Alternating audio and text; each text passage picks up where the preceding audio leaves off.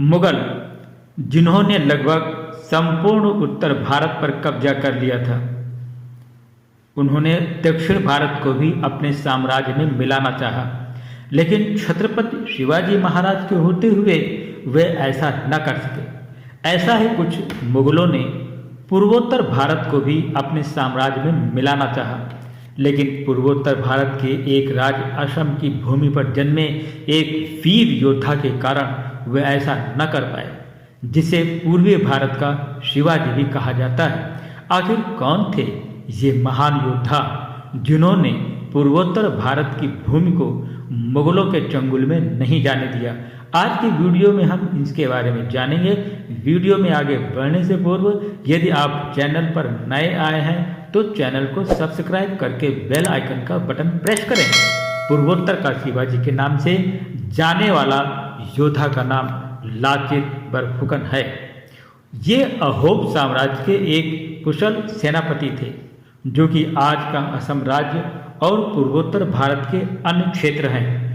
उन्होंने सन 1671 में हुई सराय घाट की लड़ाई में अपनी नेतृत्व क्षमता और वीरता का प्रदर्शन करते हुए मुगल सेनाओं को पराजित कर अहोम से भागने पर विवश कर दिया था। इनका जन्म 24 नवंबर 1622 को अहोम साम्राज्य के एक अधिकारी सेंग कालुक मोसाई के घर हुआ था। इनका पूरा नाम चाउ लाचित फुकनलुंग था।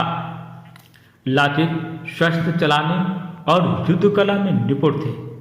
इसके साथ ही वे बेहद साहसी युवा थे। अपनी प्रतिभा के बल पर वे अहोम के राजा चक्रध्वज सिंह की शाही घुड़सवार के अधीक्षक बन गए। बाद में वे सिमुलगढ़ किले के प्रमुख भी रहे। बहादुर और समझदार लाचित जल्दी ही अहोम साम्राज्य के सेनापति बन गए।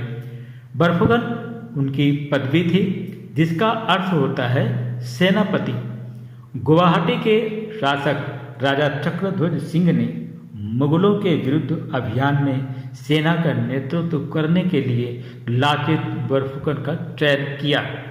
लाचित सेनापति के रूप में मुगलों के आक्रमण को विफल करने की योजना बनाने लगे।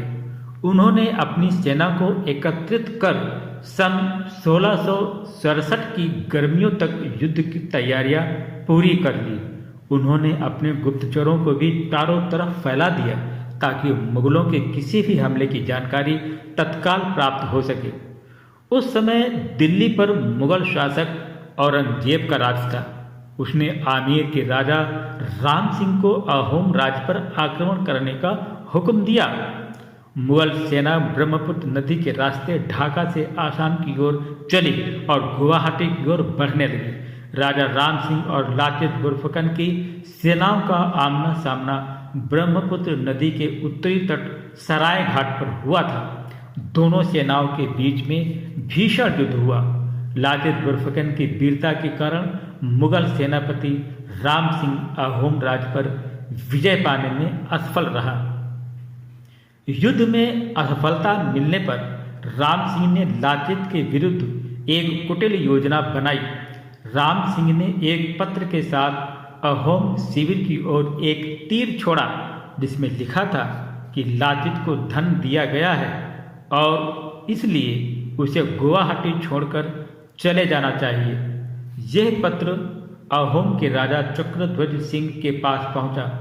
राजा को लाचित की निष्ठा और देशभक्ति पर संदेह होने लगा। उन्हें लाचित पर बहुत क्रोध आया, लेकिन उनके प्रधानमंत्री अतन बुटगोहेन ने राजा को समझाया कि यह लाचित के विरुद्ध एक चाल है। उधर सरायघाट की लड़ाई के अंतिम चरण में जब मुगलों ने नदी से आक्रमण किया तो असमिया सैनिक लड़ने की इच्छा खोने लगे। यद्यपि लाचित गंभीर रूप से बीमार थे, फिर भी वे एक नाव पर सवार हुए और मुगल बेड़े की ओर बढ़े। लाचित और उसके सैनिकों ने वीरता के साथ मुगलों से युद्ध किया।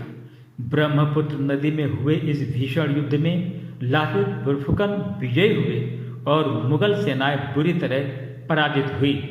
मुगल सेना लाचित के पराक्रम के आगे रहम की भीख मांगने लगी। सरायघाट युद्ध के लगभग 1 वर्ष पश्चात अज्ञात बीमारी के कारण वीर लाचित बरफुकन की मृत्यु हो गई। उसके सम्मान में भारत सरकार राष्ट्रीय रक्षा अकादमी के सर्वश्रेष्ठ कैडेट को लाचित मेडल से पुरस्कृत करती है। तो मित्रों, पूर्वोत्तर भारत के कहे जाने वाले शिवाजी लाचित बरफुकन के बारे में जानकर आपको कैसा लगा?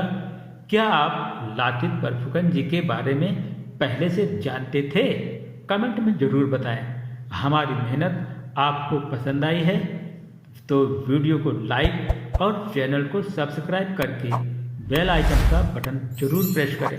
मिलते हैं आपसे किसी और वीडियो में, तब तक के लिए जय हिंद।